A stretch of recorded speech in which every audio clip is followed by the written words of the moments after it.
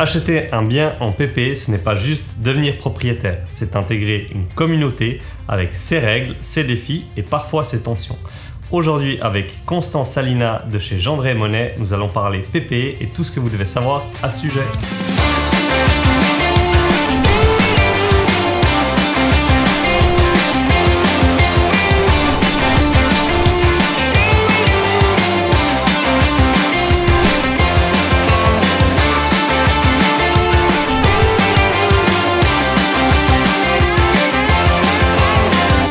Bonjour Constant, merci de nous accueillir dans tes locaux. On va parler aujourd'hui PPE. Toi qui es un spécialiste de la PPE, est-ce que tu peux nous présenter ton entreprise et ton rôle au sein de cette société ? Bonjour Harry, merci d'avoir pensé à nous pour ce petit podcast. Donc pour répondre à ta question, Gendré & Monnet est une entreprise qui a aujourd'hui 30 ans. Elle a fêté ses 30 ans l'année dernière. Et puis elle a été fondée par messieurs Gendre et messieurs Monnet il y a 30 ans de cela. Monsieur Gendre était plus sur la partie gérance et monsieur Monnet plus sur la partie fiduciaire. Ils ont décidé de s'associer pour développer les activités immobilières de la régie. Ça a été dès le départ des activités de gérance, de gestion de copropriété ainsi que de courtage, et encore aujourd'hui ce sont nos 3 cœurs d'activité sur la région. La société est composée d'une trentaine de collaborateurs à ce jour.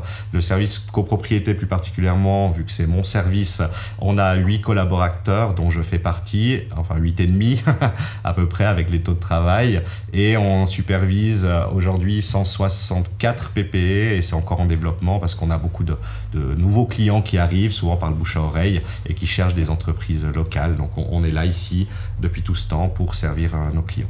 Super, merci beaucoup pour ta présentation et l'expertise que vous avez au cœur des PPE.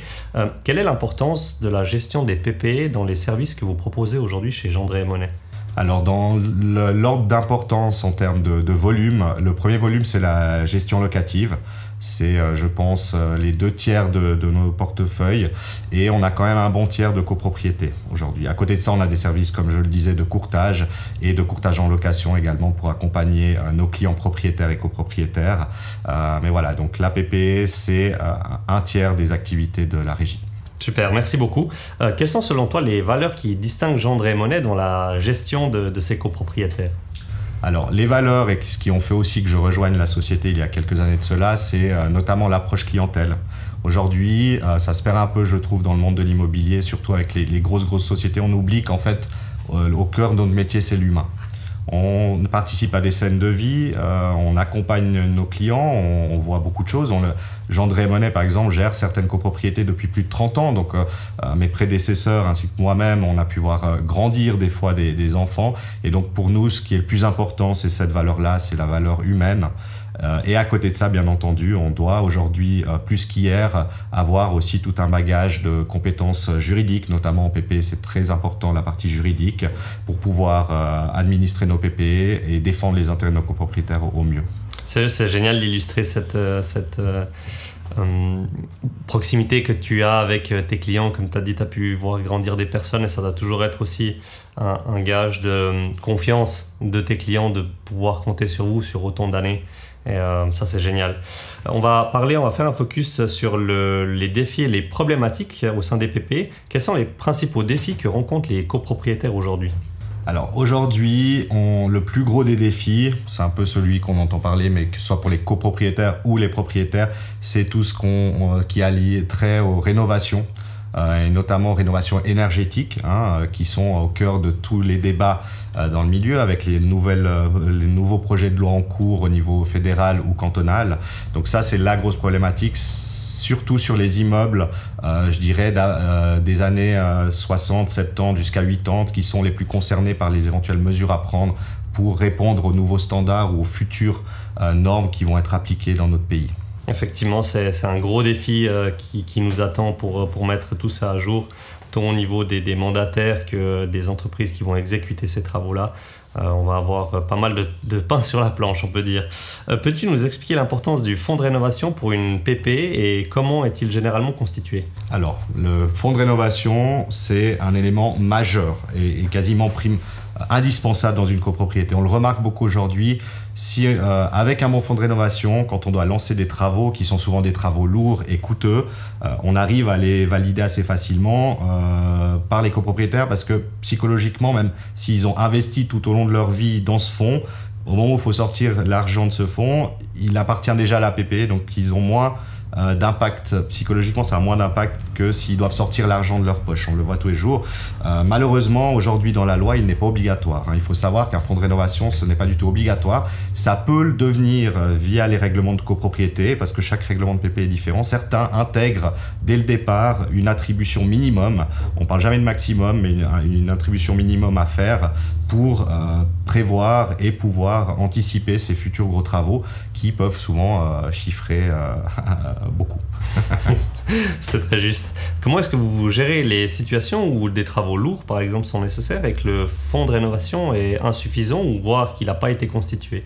Alors c'est notre pain quotidien, j'ai envie de dire, parce que c'est vrai que malgré que certaines PP soient très prévoyantes et investissent beaucoup, comme on l'a dit, les travaux coûtent cher et on le voit ces dernières années aussi, les prix ont beaucoup augmenté, donc ça impacte financièrement.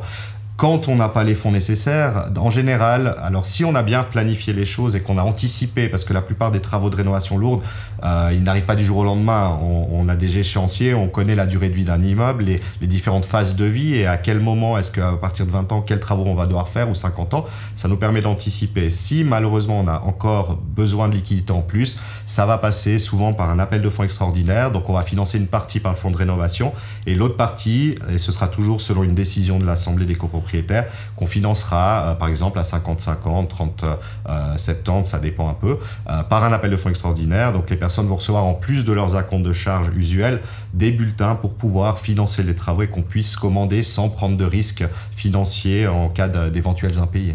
Merci beaucoup. Quelles sont les difficultés courantes liées à la prise de décision en assemblée générale des PPE?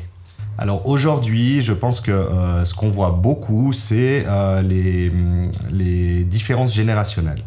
Aujourd'hui, dans les PP, notamment dans la région, on a deux types de copropriétaires qui cohabitent gentiment. C'est ceux qui étaient là dès le début, qui ont acheté dans les années 70, 80 pour les plus anciens immeubles et qui ont peut-être une vision différente d'un nouveau copropriétaire qui a acheté il y a 1 ou 2 ans et qui lui a envie de valoriser son bien et qui voit à long terme, alors que les anciens copropriétaires, eux, forcément, souvent ils sont à la retraite, ils ont moins d'économies à mettre à disposition et puis ils se disent souvent la réflexion qu'on a qui est parfois un peu surprenante à entendre ou c'est un peu de l'humour noir, souvent les gens nous disent mais finalement moi je serai plus là. Donc pourquoi faire des travaux dont je ne verrai pas l'aboutissement? Donc c'est ça aujourd'hui qu'on doit apprendre à gérer et trouver les compromis en fait entre ces personnes. Très intéressant, merci beaucoup. Comment assurez-vous une communication efficace entre les copropriétaires et la gérance? Alors là aussi, grâce à l'intégration du groupe Comptoir Immobilier, on a pu aussi profiter de toutes leurs infrastructures, notamment en termes de communication en ligne. Donc on a des plateformes dédiées qui ont été développées pour le groupe et par le groupe et pour le groupe, qui nous permettent de communiquer très facilement à l'ensemble des copropriétaires, tout en respectant aujourd'hui la nouvelle loi sur la protection des données, qui aussi nous a demandé de nous adapter un peu, parce qu'on ne peut plus communiquer de façon avec toutes les adresses email, par exemple, des copropriétaires. Donc on a un programme qui nous permet d'individualiser la communication tout en communiquant en masse. À côté de ça, l'autre point majeur qui ne changera jamais, c'est le contact humain, que ce soit par téléphone ou physique, en allant à la rencontre de nos copropriétaires dans les copropriétés, en organisant des séances, soit avec les comités, soit avec tous les copropriétaires pour les petites PPE, afin de les tenir informés finalement de tout ce qu'on fait.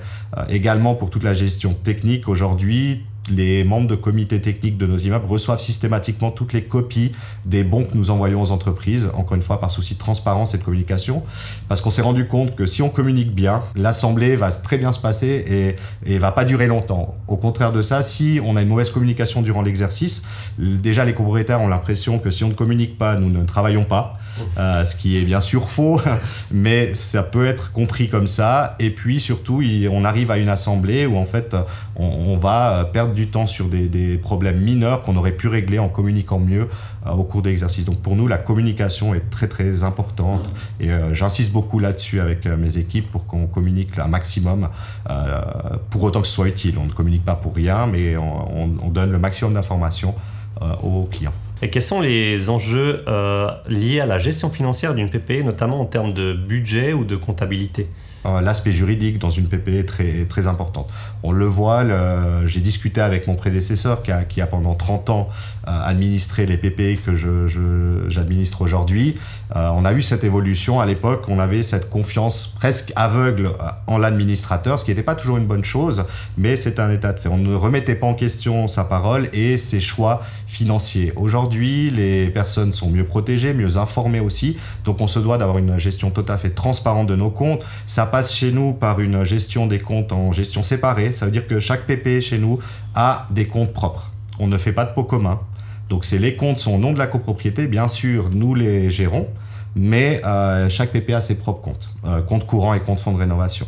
On tient donc des comptes, c'est une obligation légale de tenir une comptabilité pour une PPE, où on retranscrit l'ensemble des activités financières de la PPE avec toutes les pièces qui sont mises à disposition des réviseurs des comptes, donc les pièces bancaires et toutes les factures et autres, pour encore une fois assurer un maximum de transparence et qu'on puisse aussi piloter ça en sachant chaque année, en refaisant des analyses sur nos budgets, savoir si nos budgets sont bons, si on doit les réadapter, sachant qu'en PPE, le budget est revoté chaque année par l'Assemblée des copropriétaires, donc adapté aussi à ce moment-là. Excellent, merci pour ta réponse. Tu en as parlé tout à l'heure, des fois dans des PPE, il y a des chocs générationnels, des avis qui divergent un petit peu. Comment est-ce que vous gérez les conflits entre les copropriétaires au sein d'une PPE ? Alors, merci d'en parler. C'est vrai qu'aujourd'hui, malheureusement, on est dans une société, on le voit aussi, très individualiste. Aujourd'hui, on pense chacun à ses intérêts personnels, parce que c'est humain. Mais quand on est en copropriété, on doit comprendre qu'on vit dans une communauté. On doit accepter qu'il y a des droits et des devoirs et des contraintes à cette cohabitation. C'est vrai que notre rôle aujourd'hui, c'est vrai qu'une grosse partie de notre activité, c'est la gestion, comme tu l'as fait remarquer, des conflits qui peuvent survenir. Alors on doit en même temps garder une certaine neutralité parce qu'on ne représente pas les intérêts individuels des copropriétaires, en tout cas administrateurs, mais les intérêts de la communauté. Déjà, il faut faire admettre ça aux copropriétaires qui n'auraient pas forcément compris qu'on ne peut pas toujours les suivre. Et puis souvent, on a deux sons de cloche différents dans un conflit entre deux copropriétaires. Et si on écoute individuellement, on a l'impression que les deux ont raison, mais on n'est pas forcément là. Donc, si le conflit est simple, je dirais, peut être réglé facilement parce qu'on a une certaine maîtrise de ce genre de choses et une certaine capacité de médiation, on s'en occupe. Sinon, il existe des organes au niveau de la justice de paix, avant d'arriver au stade du juge, des organes de médiation externes qui permettent justement de régler ce genre de conflit et on le conseille à nos copropriétaires dans leur intérêt. Excellent, très bien, merci beaucoup. On va faire un focus spécial sur les travaux et puis la rénovation des PPE qui est un gros sujet aujourd'hui qui nous occupe. Comment est-ce que vous planifiez les travaux de rénovation au sein d'une copropriété et comment est-ce que vous les gérez ? La durée de vie estimée d'un immeuble, c'est des durées théoriques bien sûr. En Suisse, on le sait, on calcule sur 100 ans. Dans cette période de 100 ans, il y a des étapes. En général, ça va être la première grosse étape, c'est à 20 ans. Après, ça va être plutôt 40, 50 ans, etc. Donc, nous, déjà en amont, ce qu'on va faire, par nos connaissances aussi du domaine du bâtiment, parce que nous sommes des généralistes, mais nous avons quand même quelques connaissances via nos formations que nous suivons, notamment dans les organismes professionnels et autres. Donc, avec cette expérience-là, on sait qu'un immeuble des années 70, aujourd'hui, il a 55 ans à peu près. Donc, on arrive en milieu de vie théorique et qu'on va arriver sur des travaux importants type étanchéité ou ce genre de travaux qui peuvent survenir. Traitement des conduites aussi, c'est beaucoup aujourd'hui des chantiers qu'on fait beaucoup, c'est l'assainissement des conduites parce qu'avant les années 90, on ne travaillait pas en guébérite, donc forcément c'était beaucoup plus sujet à la corrosion et autres. Et c'est comme ça un peu qu'on va faire. Donc nous, on fait des plannings pour chaque immeuble. On a, selon la durée de vie, les travaux déjà faits, les travaux futurs. On essaye de planifier. Après, c'est n'est jamais gravé dans le marbre, bien entendu. Chaque immeuble est différent, hein, c'est aussi la magie de notre métier. 2 immeubles des mêmes années, côte à côte, peuvent avoir une vie tout à fait différente. Et c'est là où l'importance aussi du fonds de rénovation et tout ça, c'est de pouvoir expliquer pourquoi on doit mettre de l'argent de côté aux copropriétaires. Et ça passe par une planification en expliquant que voilà, une chaudière, ça dure aujourd'hui une 20aine d'années. Donc, quand on la change, il faut déjà prévoir le prochain changement, qu'on a en plus, on parlait avant des nouvelles lois, qu'il y aura sûrement des investissements importants à faire en termes d'isolation notamment, et de technologie photovoltaïque ou autre. Donc voilà, c'est vraiment comme ça qu'on fait. Souvent, c'est beaucoup l'expérience qui fait qu'on va leur proposer tel ou tel type de travaux. Et on essaye de le faire assez en amont parce qu'on sait qu'en PPE, une décision ne se fait pas. Il ne faut pas croire qu'on arrive à une assemblée, on vient de mettre un sujet. En général, c'est vraiment à la première assemblée qu'on vote des travaux. Il en faut peut-être 1, 2, voire 3, avec entre-temps des comités, des analyses qui sont effectuées, des expertises demandées pour arriver à faire des travaux. Donc, je pense que cette planification est primordiale si on veut éviter de tout faire dans l'urgence et donc de faire mal. Parce que quand on est dans l'urgence, on n'a pas le temps de forcément avoir du recul sur les opérations effectuées. Merci beaucoup pour ta réponse très détaillée. Effectivement, comme tu l'as très justement dit, des travaux, ça se planifie et peut-être ça peut prendre d'autant plus de temps s'il y a des conflits au sein de la PPE et puis que des personnes ne sont pas d'accord sur tel type de travaux ou tel type de travaux, ça peut un peu rallonger le calendrier. Je vais rebondir sur ce que tu disais tout à l'heure par rapport au fonds de rénovation. Quels sont les critères finalement pour déterminer quels travaux peuvent être pris en compte par le fonds de rénovation ou quels travaux doivent faire appel à un fonds extraordinaire ou privé? Alors, c'est déjà régi un peu dans les textes de loi. On parle ici notamment du Code civil, hein, qui a pas mal d'articles sur la PPE et sur la copropriété en général. En général, le fonds de rénovation est prévu, comme son nom l'indique, pour des rénovations. Ça veut dire que l'exemple assez typique qu'on donne, si vous voulez créer une piscine dans un jardin d'une copropriété où il n'y en a pas, ce n'est pas des travaux ni utiles ni nécessaires, c'est ce qu'on appelle du somptuaire. Dès lors, si les personnes veulent faire ça, normalement, on ne doit pas toucher au fonds de rénovation. Maintenant, en PPE, ce qui est magique, c'est qu'il y a ce que dit la loi ou ce que dit un peu les us et coutumes, mais finalement, l'organe suprême d'une PPE, c'est l'Assemblée des copropriétaires. Donc, si tous les copropriétaires estiment qu'ils veulent dépenser leur argent de telle ou telle façon pour les travaux, ils ont le droit. Donc, n'importe quel type de travaux peut être financé par le fonds de rénovation, pour autant que les copropriétaires le souhaitent. Nous, on va juste s'assurer qu'il y ait suffisamment de liquidités pour parer aux urgences. Donc, on va jouer notre rôle, en fait, de conseiller simplement pour les avertir que, encore une fois, ils prennent les décisions, nous exécutons, mais on doit les rendre attentifs que, par exemple, s'ils ils ont un fonds de rénovation de 100 000 francs qui prévoit, par exemple, de mettre du photovoltaïque, ce n'est pas aujourd'hui une obligation légale, ce n'est pas des travaux nécessaires à la vie de l'immeuble et à son maintien. Donc, s'ils veulent le faire et que, par exemple, ça coûte 80 000 francs et qu'ils ont 100 000 francs de fonds de rénovation, c'est trop risqué de prendre la totalité par le fonds. Parce qu'après, il restera plus que 20 000 francs. Si tout d'un coup, on avait la chaudière qui lâchait, l'ascenseur qu'il faut remplacer ou autre, on n'a plus les fonds.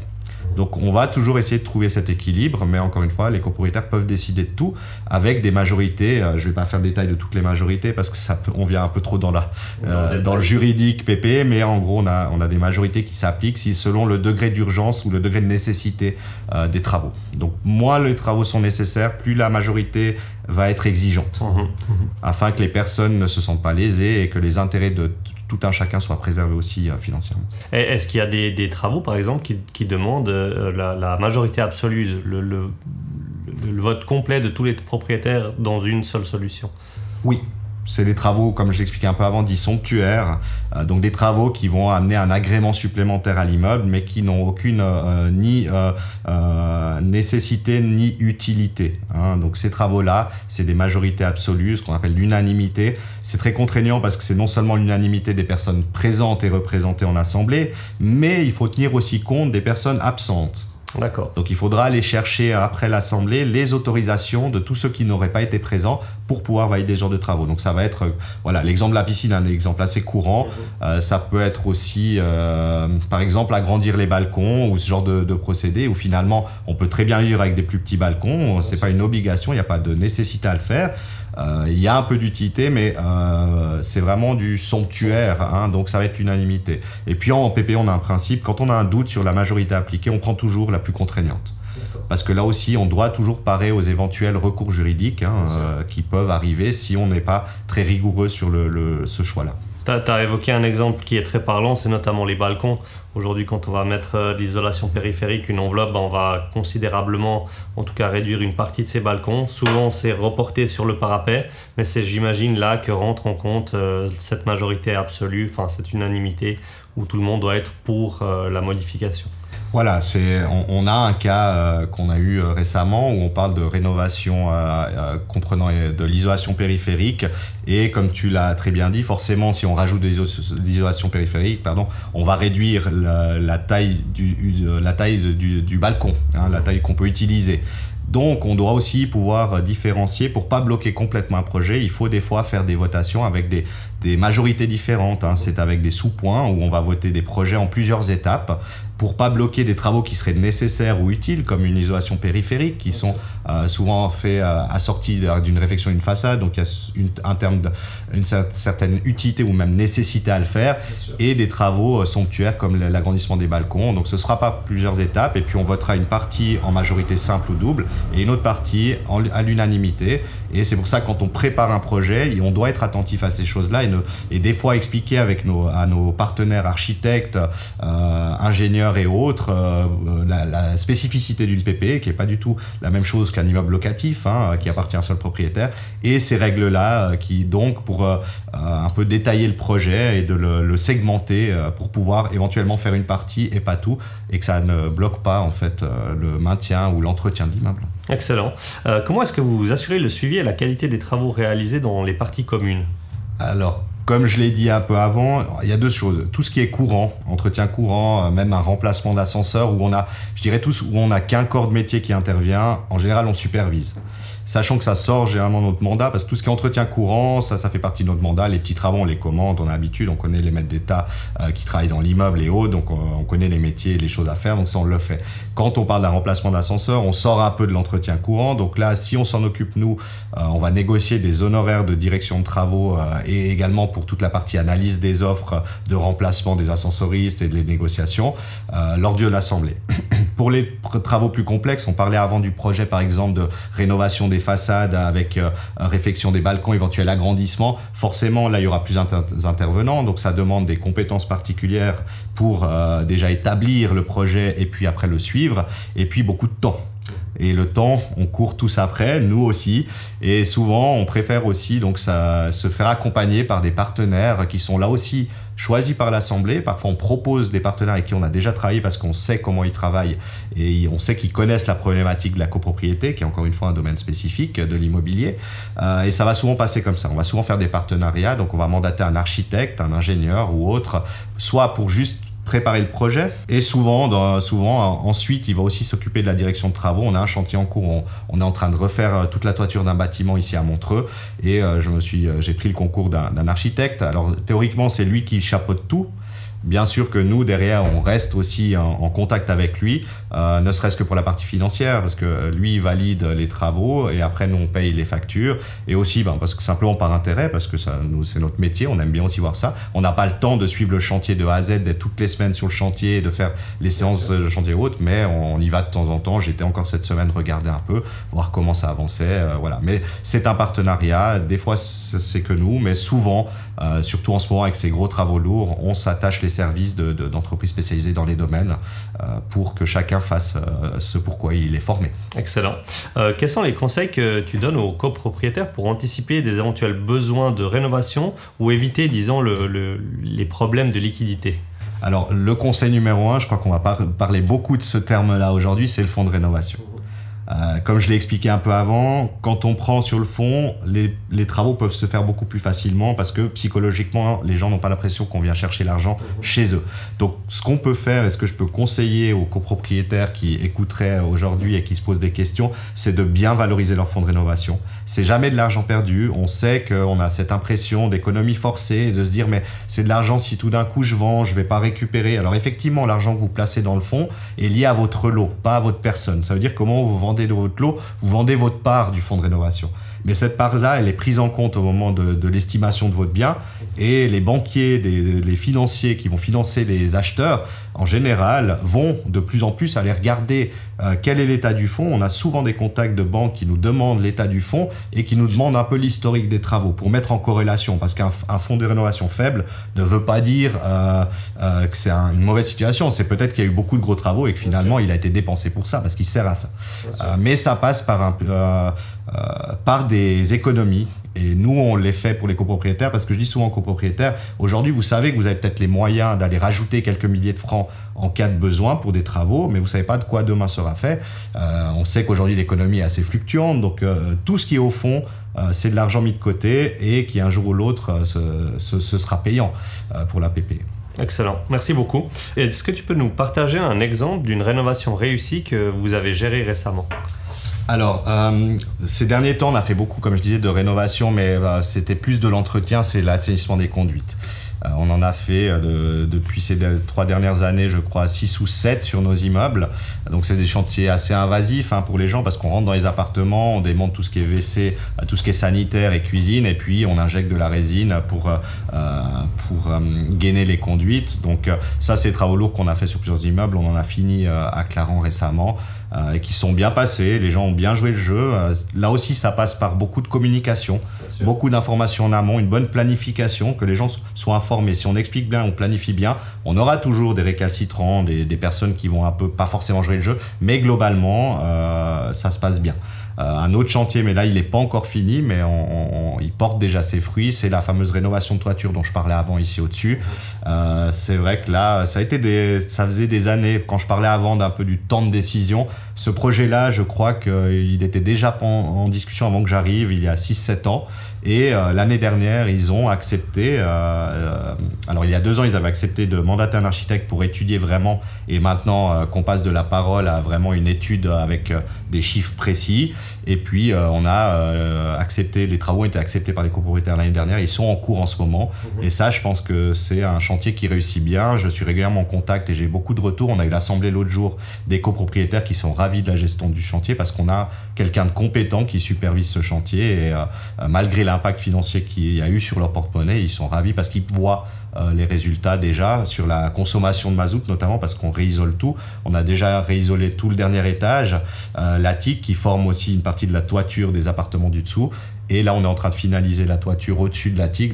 Mais on a déjà vu l'impact financier sur les dépenses en mazout, vu que nous, on suit les évolutions des énergies tous les mois. On fait des calculs, on demande les stocks et autres, la gestion stock, et on voit qu'il y a déjà impact. Ouais, c'est génial ce que tu soulèves, puisque j'ai eu la chance de pouvoir voir plusieurs études, notamment des bilans thermiques, et on voit que la perte au travers du toit est quand même relativement très importante. On n'est pas loin d'un tiers de perte thermique. C'est quand même une économie énorme pour une PPE d'investir dans ces solutions-là. Surtout qu'il y a des subventions aussi, j'imagine. Vous vous occupez aussi de cette partie-là. Alors, en général, voilà, là par exemple, dans ce cas précis, c'est aussi l'architecte, le bureau d'architecte, qui a prévu dans son plan financier initial les subventions en fonction des calculs, en gardant une marge de réserve. Et c'est lui qui va faire les demandes de subventions, bien sûr conjointement avec nous, parce qu'on doit signer les documents et autres. Mais c'est celui, en gros, c'est la direction de travaux, celui qui pilote le projet, qui va s'occuper de ça pour récupérer ces subventions, qui n'arrivent qu'en fin. Ça, c'est aussi quelque chose que les gens doivent avoir conscience aussi, c'est que quand on finance des travaux, on peut pas vraiment il ne faut pas prendre en compte les subventions. Bien sûr qu'on sait qu'il y en aura, mais c'est pas toujours fixe, ça peut varier. Si on prend quelques mois à faire les travaux, il se peut que les subventions changent. Dans le bon sens ou dans le mauvais sens, ça fluctue. Mais voilà, on doit pouvoir financer l'entier des travaux parce que les subventions arrivent qu'après. Excellent, on a bien dégrossi ce sujet de la rénovation qui était relativement complexe pour avoir tous les enjeux qui tournent autour de ces projets-là. On va faire un focus sur la gestion administrative et légale des PPE. Quelles sont les obligations légales principales qu'une PPE doit respecter en Suisse ? Alors, en Suisse, le droit de la copropriété et de la PPE, parce que c'est 2 domaines distincts. On a une PPE et une copropriété. Par contre, une copropriété n'est pas forcément une PPE. Un appartement dans une PPE détenu par plusieurs propriétaires est une copropriété en elle-même. hein, donc il y a des petites notions. Donc il y a plusieurs articles de droit qui s'appliquent. La grosse base du droit de l'APP, c'est le code civil, hein, le code civil suisse. C'est notamment, alors c'est assez drôle parce qu'on a le droit des associations qui s'applique, notamment ça c'est pour ce qui est l'Assemblée générale. On fait le parallèle avec l'association dans les règles de l'Assemblée générale, c'est l'article 64. Hein. Ensuite, il y a tout ce qui est droit de la copropriété. Donc comme j'expliquais, la copropriété au sens large, c'est les articles 646 et suivants. Et puis plus spécifiquement, il existe dans la version actuelle du Code civil tout un article. Je dis un article parce que c'est l'article 712 du Code civil, mais en vrai, l'article 712, il va de la lettre A à T. Donc il est très très large et il reprend en fait toute la base légale de la PPE. Ça c'est le principal, c'est la loi. On a aussi le code des obligations dans une moindre mesure, mais ça c'est lié à notre mandat. Le contrat d'administrateur c'est un contrat de mandat et on est régi donc par le code des obligations spécifique au contrat de mandat. Et puis ça c'est la première base, c'est la base juridique suisse. Ensuite de ça, on a un document qui est très important, mais là aussi bizarrement pas obligatoire dans une PPE, c'est le règlement de PPE. Souvent, ce règlement va reprendre les articles de loi et les détailler un peu plus, donner des règles, des usages. On dit souvent, c'est la Bible de la PPE. Hein, c'est là-dedans qu'on trouve toutes les règles, comment elles s'appliquent. Nous, c'est très important, c'est un document, alors on ne les connaît pas tous par cœur forcément, parce que chaque PPE a ses règlements. Mais par exemple, je dis toujours à mes administrateurs, avant une assemblée, quand on la prépare, on doit relire le règlement. Ne serait-ce que pour les majorités, parce qu'on a parlé avant des différents types de majorités, mais il se peut qu'un règlement donne d'autres majorités. Bien sûr. Parce que, encore une fois, c'est l'Assemblée des copropriétaires, l'organe suprême d'une PPE, qui prend les décisions. Elle peut prendre la décision de changer son règlement. Par contre, le règlement ne peut jamais aller à l'encontre des règles de droit suisse, hein, ça c'est important. Et là, c'est aussi notre rôle de regarder ces choses-là. Donc c'est un peu ces bases ces deux bases qui font. Mais après, encore une fois, il y a cette souplesse parce que du moment que les copropriétaires sont d'accord, on peut tout à fait déroger également au règlement pour autant qu'on ait les majorités nécessaires à l'application des règles. Très bien, merci. Et comment, il y a beaucoup de lois, il y a beaucoup de règlements qui rentrent en ligne de compte. Comment est-ce que vous assurez la conformité des prises de décision en assemblée ? Alors, il y a déjà la formation. On n'en a pas beaucoup parlé encore jusqu'à maintenant, mais c'est vrai que chez Jean-André Monnet, particulièrement dans notre service copropriété, moi je tiens à ce que mes employés suivent des formations. On fait partie de certaines associations de professionnels, notamment la plus connue, l'USPI, l'Union Suisse des Professionnels d'Immobilier, qui organise beaucoup de cours, parfois sur des sujets très spécifiques. On a des cours, moi j'ai moi-même suivi un cours qui s'appelle toujours IMO PPE, qui est propre à notre métier de PPE. Et ça c'est très important parce que c'est de la formation par des professionnels, c'est des intervenants, des experts, des avocats, des administrateurs ou des gens du métier, des ingénieurs, parce qu'il y a toute une partie technique, qui nous permet, avec un examen final, qui n'est pas reconnu au niveau fédéral, mais qui a quand même son importance dans les régies, en tout cas en Suisse romande, parce que c'est une association reconnue. Donc ces formations sont importantes pour apprendre justement et pouvoir respecter les règles et faire appliquer les bonnes règles et être toujours droit et rigoureux, parce que c'est très important. À côté de ça, après, il y a d'autres formations au niveau fédéral, notamment le brevet fédéral. Alors là, j'ai pas toutes mes équipes qui l'ont, mais moi-même je l'ai fait parce que c'est important chez nous que les chefs de service aient des brevets, parce que c'est quand même là, on est sur un examen fédéral avec une vraie reconnaissance au niveau national. Donc ça, c'est important pour connaître aussi tous les aspects de l'immobilier, avoir une vision plus large et connaître aussi les interactions entre les différents domaines. Donc ça passe beaucoup avec tout ce qui est formation. Et puis à côté de ça, on s'appuie aussi sur des associations dédiées au droit. C'est notamment la Chambre vaudoise immobilière, dont on fait bien sûr partie en tant qu'entreprise. Jean-André Monnet, on a même des PPE qui sont aussi membres au nom de la PPE. Ils ont un service juridique dédié à la copropriété. Moi, je suis régulièrement et de plus en plus. C'est vrai qu'aujourd'hui, la question juridique, on l'a de plus en plus. Comme je le disais, les choses ont changé. Il y a aussi maintenant toutes les protections juridiques qui sont là. Donc, beaucoup de copropriétaires, dès qu'ils ne sont pas forcément d'accord ou qu'ils ont une autre idée, ils vont faire appel à des avocats. Donc nous, on doit pouvoir aussi avoir nos conseillers pour être sûr que les décisions qu'on prend ou les actions qu'on entreprend correspondent au cas légal, parce qu'on doit aussi on nous paye pour ça. Nous sommes des professionnels et à ce titre, on doit être sûr que ce qu'on fait est juste. Donc je travaille beaucoup avec la Chambre vaudoise immobilière. J'ai une ou deux avocates quasiment attitrées maintenant, parce que j'ai toujours les mêmes au téléphone et qui souvent, quand j'ai un doute sur l'application avant une assemblée, si je suis pas sûr de la majorité appliquée pour une telle décision, quand on parle parle d'investissement conséquent et qui a des vrais impacts derrière, je vais lui demander conseil, ou sur l'application du règlement, d'un article du règlement. Est-ce que ma vision est juste? Parce qu'on a des fois des visions de par notre expérience qui ne sont pas toujours justes.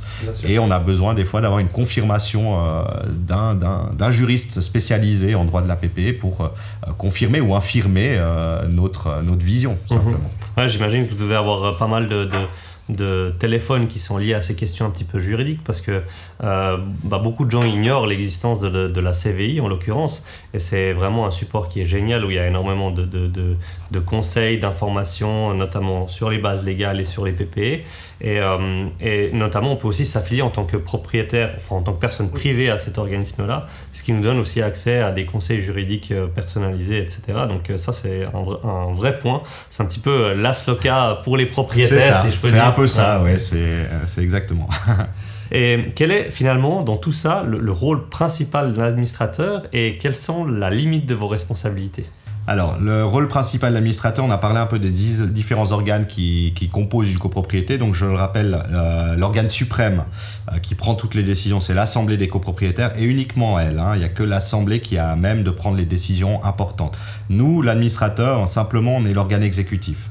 On est là pour faire exécuter les décisions de l'Assemblée, tout en veillant à ce que celle-ci respecte les cadres légaux en vigueur, et aussi assurer après tout l'aspect gestion courante. Donc quand on parle de gestion courante, c'est l'aspect financier, on en a parlé un peu, la gestion des fonds, la gestion aussi des intérêts financiers de l'APP, avec la proposition peut-être de placement sur des fonds. Encore une fois, on n'est pas sur du placement libre, mais sur des placements pour essayer que ces fonds qui sont placés rapportent quand même un petit peu, ce qui n'est pas toujours évident aujourd'hui, mais on arrive à trouver des solutions de par le volume aussi d'affaires que l'on a, pour trouver des produits intéressants. Donc la gestion financière, la gestion du contentieux qui devient aussi aujourd'hui un point important, parce que on l'expliquait un peu, aujourd'hui tout coûte plus cher, donc c'est vrai que souvent si on n'est pas rigoureux là-dessus, on sait qu'aujourd'hui des fois si on oublie une facture, on se dit on attend le rappel, et si le rappel vient pas ou qu'il n'est pas fait, on paye pas.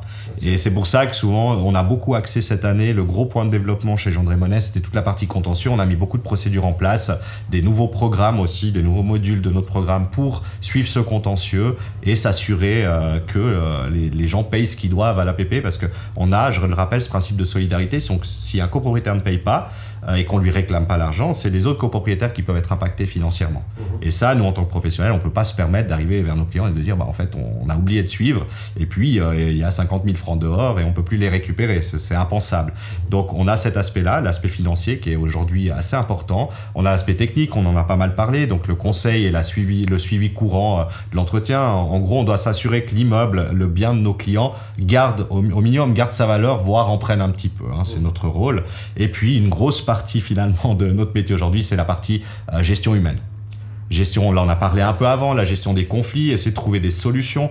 L'administrateur, c'est souvent, on fait un peu parallèle avec la politique, on doit trouver des compromis. On a des forces qui s'opposent dans une PPE, nous on est au milieu et on doit trouver une solution qui convienne à peu près à tout le monde. On sait qu'en Suisse, on est assez fort pour ça, le compromis, le consensus et la diplomatie. C'est à ça qu'on sert majoritairement aujourd'hui, c'est d'essayer de faire comprendre aux gens que c'est dans leur intérêt à tous et toutes de prendre telle ou telle décision, ou de trouver une solution intermédiaire qui n'est pas forcément la meilleure, mais qui est celle qui convienne au plus grand nombre, parce qu'encore une fois, il faut une majorité. Si on n'a pas de majorité, si on a deux camps totalement identiques qui s'opposent, vous ne ferez jamais rien sur un immeuble, ou alors vous devrez demander à un juge de trancher pour prendre des décisions. C'est encore jamais arrivé dans mes portefeuilles, mais on peut avoir des fois des conflits, des gens qui... Et voilà, notre métier, il est là, c'est de faire comprendre qu'il faut voir au-delà de l'intérêt individuel et aller sur l'intérêt commun. Très bien, merci beaucoup. Une question qui pourrait intéresser nos auditeurs et puis qu'on n'a pas évoqué. Qu'est-ce qui se passe dans le cas où un copropriétaire ne joue pas le jeu, ne paye pas par exemple ses factures qui sont dues à la PPE? Quels moyens les autres copropriétaires ont finalement pour se retourner face à une situation comme ça? Alors, il y a des moyens légaux qui existent. Souvent, d'ailleurs, ils sont dans le règlement de PPE. Alors, il y a des premières contraintes qui peuvent inciter le copropriétaire à payer. On parlait de contentieux avant. Dans les phases de rappel, souvent dans les règlements, encore une fois, je dis souvent parce que déjà, il n'y a pas forcément toujours des règlements, mais en général, il y a. Et puis, d'une PPE à l'autre, les règles varient un peu. Mais globalement, donc les acomptes sont payés par trimestre d'avance. Donc ça, c'est dans le règlement. Donc, les gens doivent toujours avoir payé. Et puis, s'ils ne payent pas, le premier impact, c'est l'intérêt.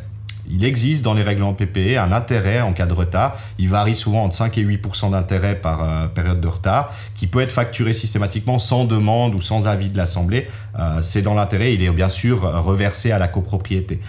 Ça, c'est la première étape. En général, quand ils savent qu'il y a des intérêts, ils payent. L'autre solution, après, ça va être les poursuites. La première étape des poursuites, on peut la faire sans aval de l'Assemblée pour défendre les intérêts. Donc ça, en général, maintenant, nous, on s'attache aussi des services. On parlait avant avec qui on travaille, beaucoup avec des agents d'affaires. Moi, j'ai 1 ou 2 agents d'affaires ici sur Riviera avec qui je travaille beaucoup, qui sont très efficaces pour ça. Et souvent, on n'a même pas besoin d'inscrire la poursuite. Le fait de mandater un agent d'affaires et que lui fasse un courrier, ça a beaucoup plus de poids que l'administrateur. Et souvent, on l'a vu, là, on a eu beaucoup de cas ces derniers temps où les gens ont payé à ce moment-là. Alors bien sûr, c'est dommage pour eux parce qu'ils auront des frais d'agent d'affaires à payer en plus qui vont être à leur charge et pas à la charge de la PPE, ce qui est normal. Mais ça, c'est des étapes simples. Si tout d'un coup, la personne ne paye toujours pas et le déficit se creuse, alors là, on doit passer sur des étapes beaucoup plus contraignantes. Ça passe par une décision d'assemblée. Ça va être l'inscription d'une hypothèque légale. Principalement, c'est le levier qu'on a pour les montants importants. Mais sachant que ça coûte assez cher à mettre en place, en général, on ne va pas le faire pour des montants de 1000 ou 2000 francs. Ça va être à partir, je dirais, 5000 ou voire plus, où là, on va commencer à parler d'hypothèque légale. C'est contraignant dans le sens où il y a une inscription qui est faite au registre foncier. Et là, si la personne veut vendre son bien, le notaire est obligé d'en tenir compte et doit rembourser, si vous voulez, et payer la part pour lever l'hypothèque et donc vendre son bien. Cependant, si la personne ne vend pas son objet, il y a une hypothèque légale inscrite, mais l'argent, il ne rentre pas encore, il ne revient pas. Et puis, si la personne a beaucoup de dettes, ou parce qu'en général, quelqu'un qui ne paye pas aura peut-être des soucis avec d'autres organismes que nous, les impôts ou autres, et eux ont des rangs prioritaires sur les dettes, et ils peuvent passer avant, et quand on arrive à notre rang, il n'y a plus rien. Donc, c'est pour ça que c'est important de bien piloter le contentieux et d'agir avant qu'on arrive à ces montants-là. On a eu quelques cas où on a dû le régler comme ça. L'hypothèque légale est un moyen. On peut aussi faire, alors j'ai plus le terme exact, c'est faire une prise d'inventaire, voilà, des objets qui sont dans l'appartement, pour autant que le copropriétaire habite son logement. Parce que si vraiment le cas s'aggrave, on pourrait demander une vente forcée du lot. Mais là, il faut avoir quand même des sacrés arriérés parce que forcément, on atteint un peu au droit individuel et au droit privé de pouvoir vendre son objet à qui on veut. Mais c'est possible. Il y a ces moyens-là pour récupérer les fonds. Excellent, ce qui rassure un peu une personne qui se demande est-ce que je vais acheter en copropriété, elle sait qu'il y a des mécanismes qui sont là pour la protéger et protéger l'ensemble de la copropriété. Merci beaucoup. On arrive au terme de ce podcast où on va aborder des questions un petit peu personnelles. Qu'est-ce qui te passionne le plus dans la gestion des copropriétés ? Alors moi, c'est assez intéressant parce que j'ai commencé dans l'immobilier il y a maintenant une vingtaine d'années de ça et j'ai commencé dans la vente.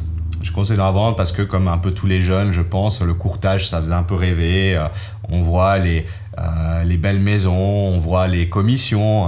Quand on est jeune, le côté financier est toujours important dans le choix. Mais je me suis très vite rendu compte qu'en fait, moi, ce qui m'intéressait dans l'immobilier, c'est l'humain.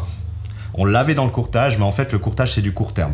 On crée une relation qui commence au moment où on prend le mandat et qui finit quand on vend. Souvent, c'est l'espace ça peut être quelques semaines, quelques mois, mais rarement plus de quelques mois, sinon c'est qu'on fait mal notre boulot. Et c'est vrai que cet aspect-là me frustrait, parce que je me disais, en fait, je me suis investi, j'ai appris à connaître des gens souvent très intéressants, mais à un moment, eux, ils vendent, et forcément, on se revoit plus, peut-être dans quelques années s'ils ont autre chose à vendre ou s'ils veulent racheter, mais ça reste des relations à court terme. Ce qui m'a intéressé dans la PPE, alors déjà, mes parents étaient copropriétaires, donc je connaissais un peu les mécanismes.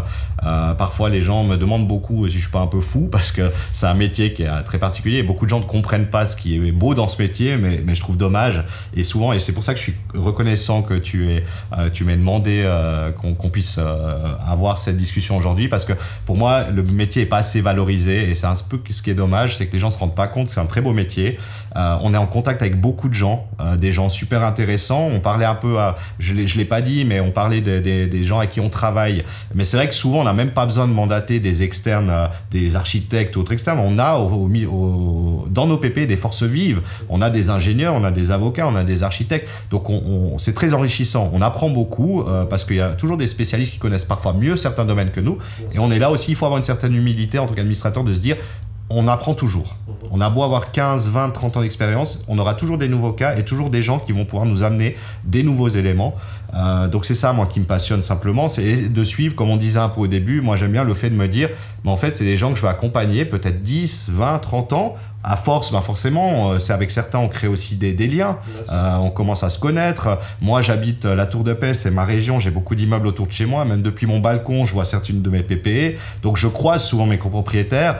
Je dis souvent l'anecdote. L'année dernière, j'étais en train de faire mes courses de Noël le 24 décembre. Je croise un de mes copropriétaires, je suis en congé. Mais quand même, il me parle d'un problème, ça me fait plaisir. On discute, après on parle d'autres choses, des vacances et autres. On a parlé quand même un peu du métier.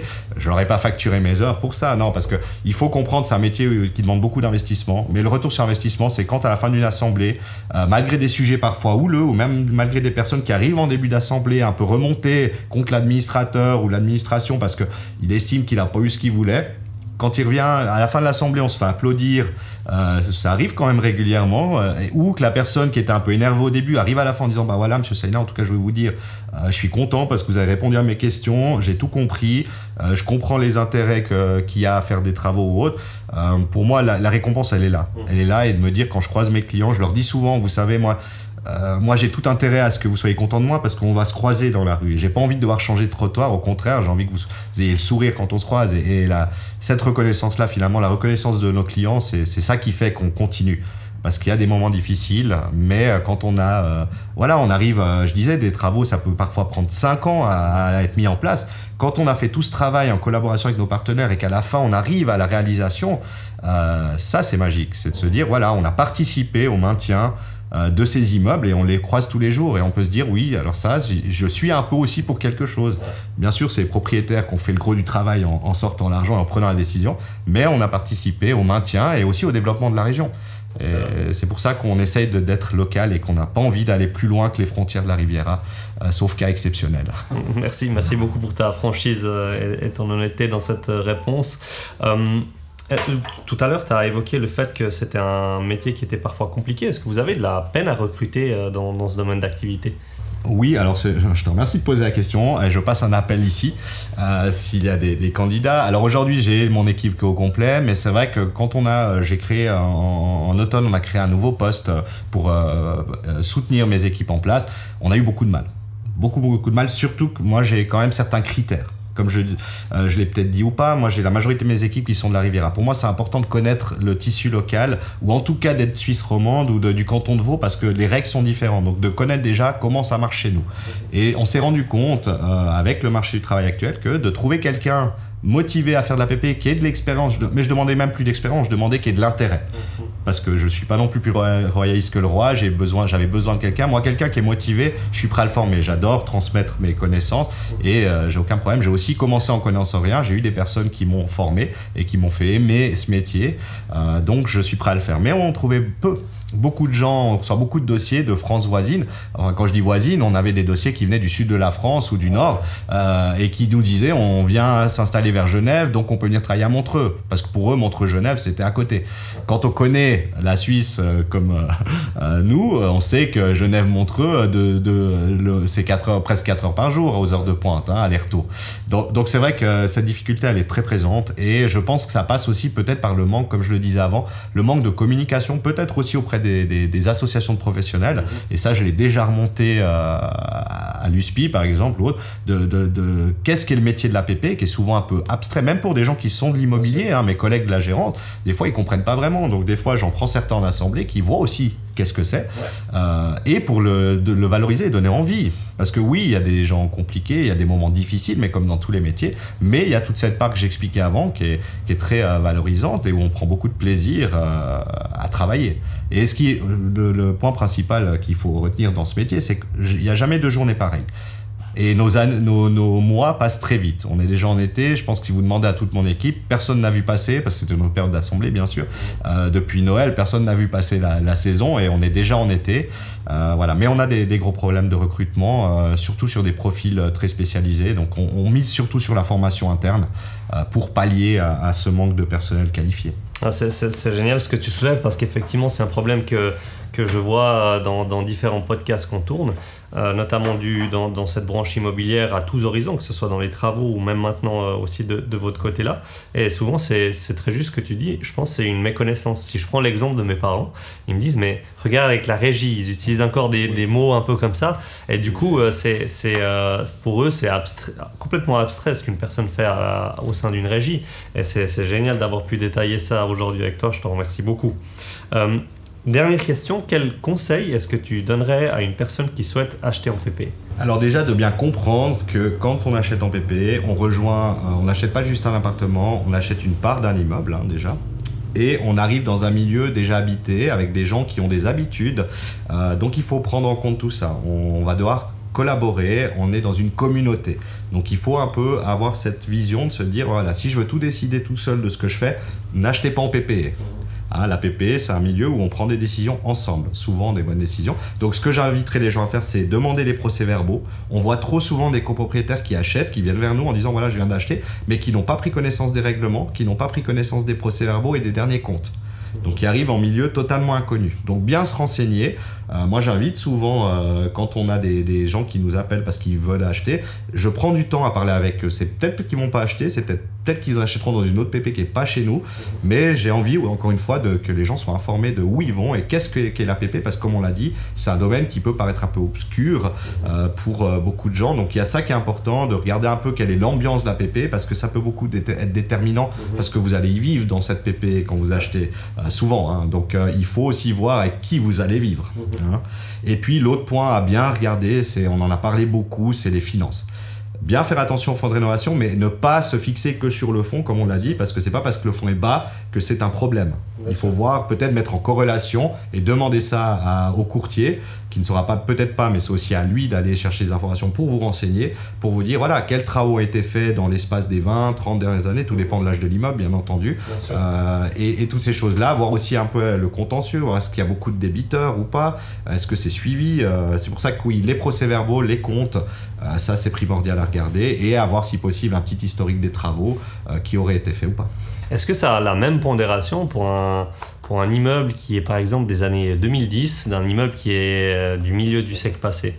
Non, ça n'a pas du tout la même importance forcément. Sur les vieux immeubles, là c'est plus important. On est aujourd'hui, comme on l'a dit, on est à 50 ans pour ces années 70, même 80 maintenant, oui, 80, oui, on est dans ces eaux-là. Donc là, on peut être amené à avoir des travaux lourds. Donc là, c'est important de regarder où ça en est. Pour un immeuble des années 2010, il est en tout début de vie, il a 15 ans, c'est très jeune dans la vie d'un immeuble. Donc là, on sait que les premiers gros investissements, il ne faut pas les compter avant 5-10 ans, sauf imprévu ou problème de construction, mais qui serait en général déjà connu. Donc si sur des immeubles plus récents, peut-être regarder aussi, si on a accès aux informations, d'aller voir les PV finaux de réception, de réception des parties communes et autres qui doivent exister et être fournis par l'administrateur ou par le promoteur à l'époque, si vraiment, qui peuvent donner une idée des problèmes qu'il y a eu au tout début, qui peuvent donner une idée des problèmes futurs qui vont arriver. Et là, le fonds de rénovation, il peut être beaucoup plus faible, mais il faut quand même regarder qu'il y ait une attribution au fonds de rénovation. Comme je l'ai dit, c'est pas une obligation légale de faire un fonds, mais une PP où vous n'avez pas de fonds, pour moi, ce serait ce qu'on appelle un red flag. Je me méfierais. Parce que, encore une fois, c'est un risque que le jour où il y aura des travaux, il faudra bien payer ces travaux. Et ça demandera, ou alors prendre en compte ce fait et mettre de l'argent de côté en parallèle de son côté. Constant, on est arrivé au terme de cette émission. Merci beaucoup de ta participation et de tes informations. C'était absolument génial de pouvoir avoir ta vision à l'interne. Je pense que ça a répondu à beaucoup de questions que les gens se posent. Et puis, je me réjouis de te retrouver à une prochaine occasion. Merci, merci de m'avoir écouté, de m'avoir donné la parole. Et puis moi aussi, je me réjouis de te recroiser prochainement dans la région. Avec plaisir, à bientôt. À bientôt. Salut. Ciao. Que vous soyez propriétaire ou futur acquéreur dans une PPE, les défis sont réels. Fonds de rénovation, travaux collectifs, gestion administrative, mieux vaut être bien accompagné. Merci de nous avoir suivis et retrouvez ce podcast sur toutes nos chaînes de diffusion vidéo ainsi qu'audio. À bientôt.